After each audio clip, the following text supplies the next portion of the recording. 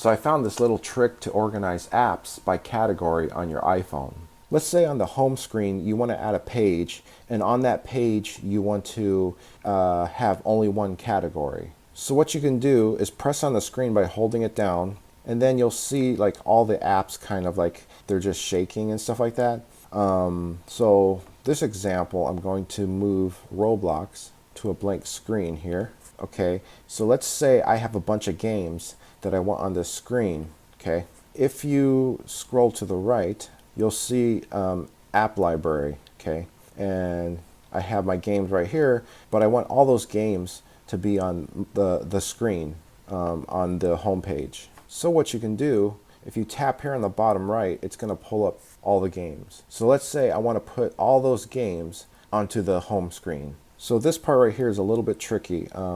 So it might take you a few times to get it right, but what you want to do is hold down one of the apps, and I'll hold down the Roblox on the bottom right, and then my thumb on the left on the other app, and then move the one on the right just a little bit to the right. Okay, and then you can tap the other apps.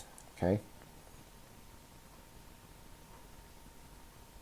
Okay, now they're all selected, and now I can move it to this screen right here and then let it go, and it all fills up on the app. So now all the games are on one screen. So it's very similar, like if let's try editing the screen again. So I'm going to hold down, and the same thing. So if you hold down one, move it a little bit, tap the other ones. Okay, tap, tap, tap, tap, tap, while I'm holding down the right one. Now I can move all 12 to another screen. And that's basically how you do it. The only thing with this method, like you might have duplicates. So you have Roblox here, and then I have Roblox here. So I could just delete one of those. So just remove from home screen. So that way I only have one game each. If you found this video helpful, give me a thumbs up.